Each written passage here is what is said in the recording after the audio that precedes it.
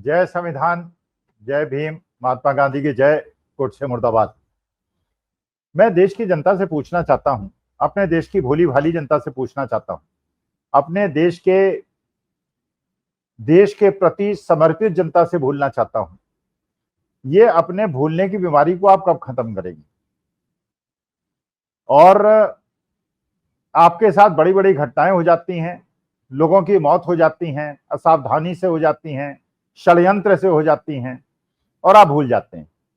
और की आदत का फायदा सरकारें उठाती हैं, राजनीतिक दल उठाते हैं। तो क्या कृपा करके आप, देश की जनता अपनी याददाश्त को मजबूत नहीं कर सकती? ऐसी चीजें खाइए। हमारे देश में तो बड़े बड़े योगी हैं, महात्मा हैं, धर्मात्मा हैं, योग गुरु हैं, आयुर्वेद गुरु हैं। उनसे क्या ऐसी दवाएं नहीं बन रही हैं कि हमारे देश के जनता की याददाश्त अच्छी हो जाए और वो चीजों को न भूलें जिन्हें उन्हें नहीं भूलना चाहिए? चलिए एक एक चीज को याद कर लेते हैं। आज से 6 साल पहले पुलवामा हुआ था, और पुलवामा जब हुआ था उसके पहले जो राजनीतिक परिस्थिति थी उसके हिसाब से 2019 के चुनाव में भारतीय जनता पार्टी इंडिकेशन के हिसाब से चुनाव हार रही थी। पुलवामा के अंदर हमारे देश के वीर सैनिक, जिनको पता था कि वहां पे षड्यंत्र के जाल बिछाए गए हैं, उन्होंने भारत सरकार से निवेदन किया था कि उनको एयरलिफ्ट किया जाए और सीधे हवाई जहाज से उनको ट्रांसपोर्ट किया जाए। जैसा सतपाल मलिक ने बताया, सरकार ने उनकी बात नहीं सुनी। उनके ट्रक के कन्वॉयज में उनको लाया गया। जब वो ट्रक का कन्वॉय चल रहा था, ज्यादातर गाड़ियां बुलेट प्रूफ थी, कुछ ही गाड़ियां ऐसी थी जो बुलेट प्रूफ नहीं थी। सतपाल मलिक जी ने बताया कि आरडीएक्स से भरी हुई एक जीप लगातार कश्मीर के अंदर घूम रही थी। ये सुरक्षा एजेंसी को पता था, लेकिन उस गाड़ी को इंटरसेप्ट नहीं किया गया, उसको कहीं नहीं रोका गया।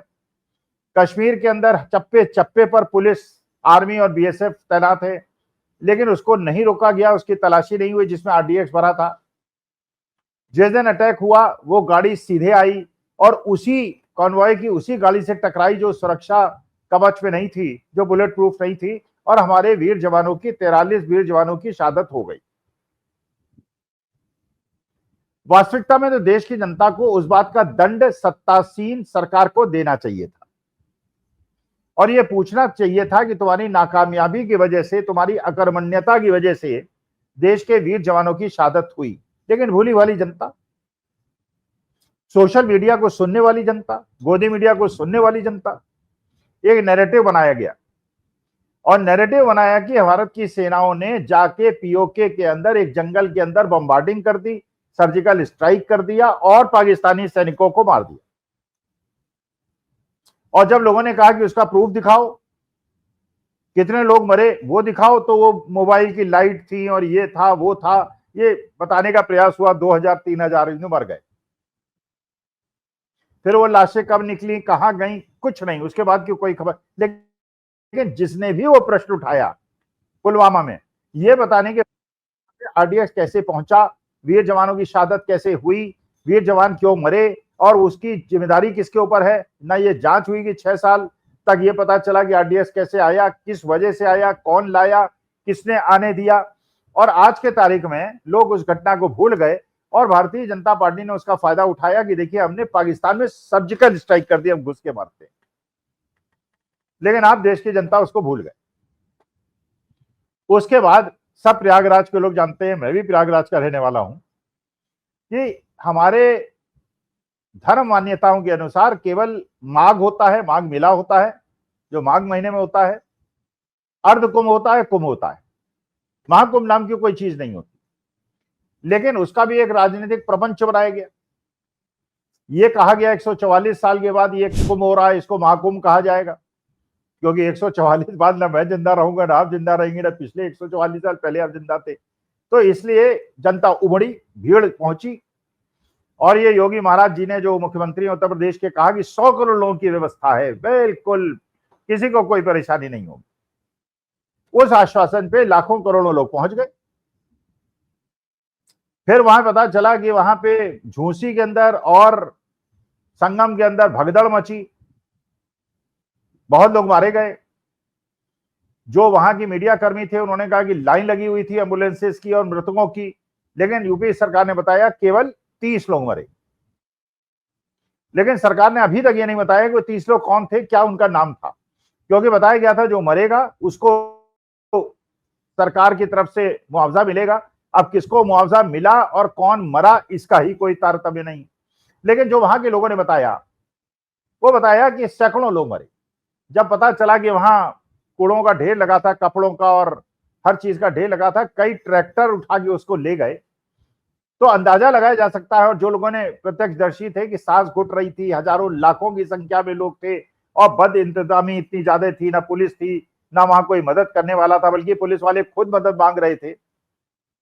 और कितने लोग मरे, क्या हुआ, बेसहारा लोगों ने पति खोए, पत्नियां खोई, बच्चे खोए, पिता खोए, लेकिन आप भूल गए। आपको भूलने की आदत मुबारक हो, लेकिन मेरे को तो याद रहता है। मुझे पुलवामा भी याद है और मुझे कुंभ भी याद। आप लोग भूल गए। अब आपको फिर आपकी स्मरण शक्ति के भूलने की बीमारी का फायदा उठा के सरकार ने अपनी असावधानी से एक कांड और करा दिया। जहां संसद के अंदर हमारे माननीय गृह मंत्री महोदय डंके की चोट पे कहते हैं कि there is no tolerance, zero tolerance against terrorism, और जब से 370 हटी है तब से पुलवामा के अंदर, ये कश्मीर के अंदर आतंकवाद खत्म हो गया है। और नोटबंदी में मोदी जी ने आतंकवाद की अपने रीढ़ की हड्डी तोड़ दी है।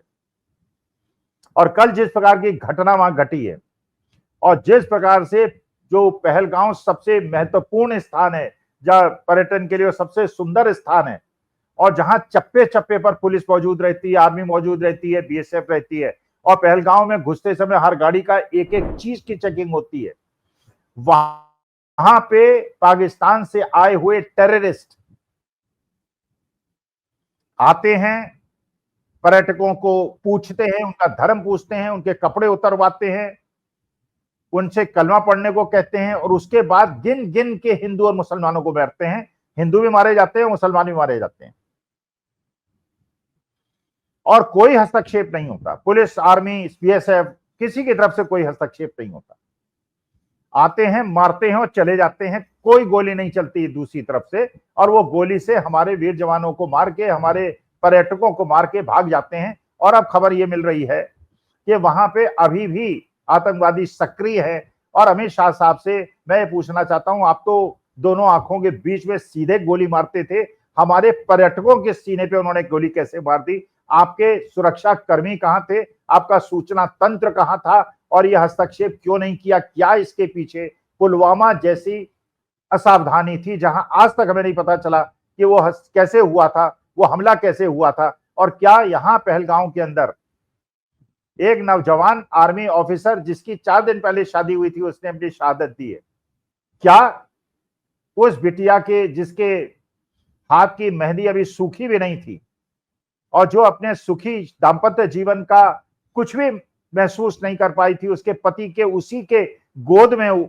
जिस तरह उसने अपने दम तोड़ा है, और उसी बेटी और उसी मृतक युवा के फोटो पे मीम बना के आप कह रहे हैं कि उन्होंने धर्म पूछा, जाति नहीं पूछी। इसका मतलब यह है हिंदू मुसलमान का बंटवारा आप चाहते हैं, जिससे आप चुनाव जीत जाएं, लेकिन आपको देश की जनता, देश के भविष्य के बारे में कोई चिंता नहीं है। आपके लिए देश बर्बाद हो जाए लेकिन आप चुनाव जीत जाए, ये केवल आपकी मंशा है। वहां पे कश्मीरी मुसलमान हॉस्पिटल के बाहर लाइन लगा के खड़े हैं कि हमारा रक्त ले लो, क्योंकि पर्यटक हमारे जीवन दाता हैं, इनकी वजह से हमारा रोजगार चलता है, हमारी रोजी रोटी चलती है।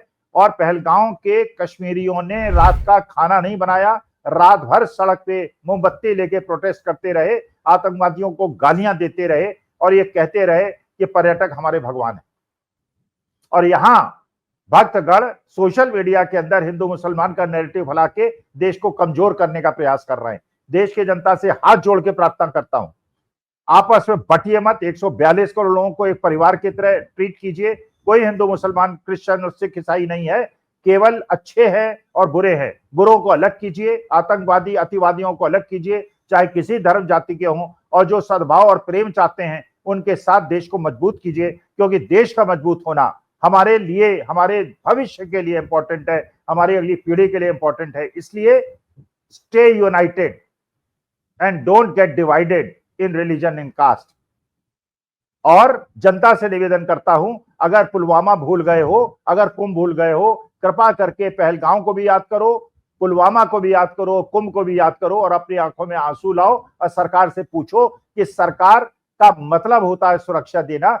जब मर जाए हमारे लोग, मृतक हो जाएं, जब वो शहीद हो जाएं, उसके बाद तुम करते हो मृतक परिवारों के चेहरे पे हंसी नहीं ला सकते। इसलिए सभी मृतक परिवारों के लिए श्रद्धांजलि अर्पित करते हुए सरकार से निवेदन करता हूं, कृपा करके राजनीतिक लाभ मत उठाइए, राष्ट्र हित के बारे में सोचिए, नेशन फर्स्ट। नमस्कार, धन्यवाद और प्रणाम।